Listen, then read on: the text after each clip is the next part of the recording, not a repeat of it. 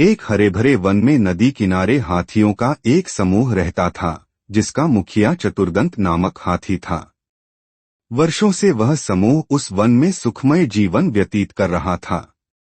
लेकिन एक समय वन अकाल की चपेट में आ गया। नदी का जल सूख गया, वन की हरियाली चली गई और हाथी भूख प्यास से मरने लगे।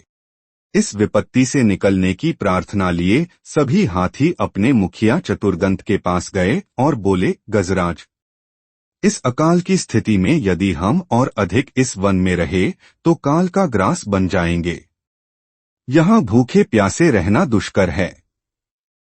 कृपा कर किसी अन्य स्थान की खोज करें जहाँ जल स्रोत और हरियाली हो। चतुर्दंत विचार मग्न हो गया। कुछ देर विचार करने के बाद वह बोला, यहाँ से कुछ दूरी पर एक तालाब है जो पूरे वर्ष जल से परिपूर्ण रहता है। हमें वहीं चलना चाहिए। कल सुबह ही हम सब उस तालाब की ओर चलेंगे। अगले ही दिन सभी हाथी उस तालाब की ओर चल पड़े। 5 दिन और 5 रात की यात्रा पूर्ण कर वे वहां पहुंचे। जल से पूर्ण तालाब को देख वे बहुत प्रसन्न हुए और दिन भर वहां क्रीड़ा करते रहे। संध्या होने पर वे बाहर निकले और वन में चले गए। तालाब के किनारे खरगोशों की बस्ती थी, जिसमें उनके बहुत सारे बिल थे, लेकिन हाथी इससे अनभिज्ञ थे। वे खरगोशों के बिलों को रौंदते हुए निकल गए। खरगोशों के बिल तहस नहस हो गए। कई खरगोश घायल हुए और कई मारे गए। हाथियों के जाने के बाद सभी खरगोश एकत्रित हुए और स्वयं पर आए इस संकट के विषय में चर्चा करने लगे। एक खरगोश बोला, हाथियों का समूह प्रतिदिन जल के लिए तालाब में आया करेगा। ऐसे में हमारा यहाँ रहना कठिन हो जाएगा। वे हमारे बिलों के साथ हमें भी रौंद देंगे। हम में से कोई भी नहीं बचेगा।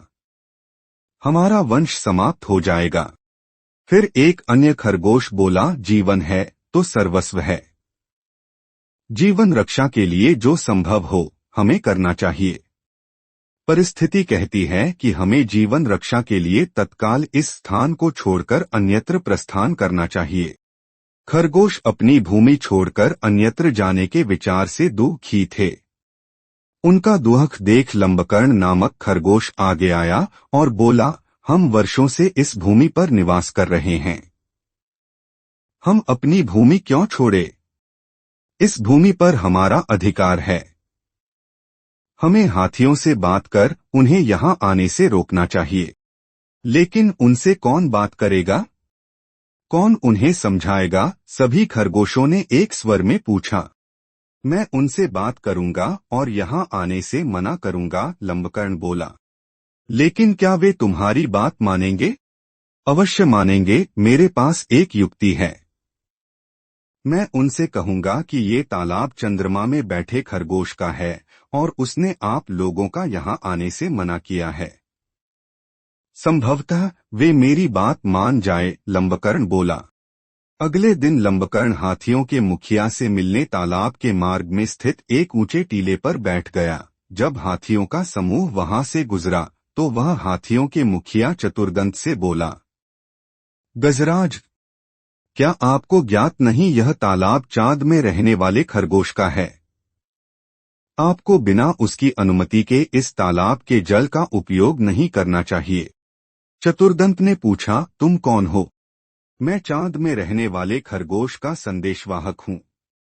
उसने मुझे अपने संदेश के साथ आपसे मिलने भेजा है, लंबकर्ण बोला। संदेश क्या है? चतुर्दंत ने फिर से पूछा। संदेश है कि इस पवित्र तालाब में चंद्रदेव का वास है, इसलिए तुम लोग इसके जल का उपयोग नहीं कर सकते। मैं कैसे मान लूं कि यह तालाब चंद्रदेव का है?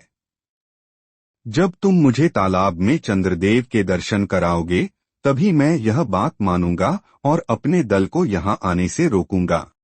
चलो मेरे साथ और स्वयं देख लो, कहकर लंबकर्ण चतुर्दंत को तालाब के किनारे ले गया। उस समय तालाब में चांद की छाया पड़ रही थी।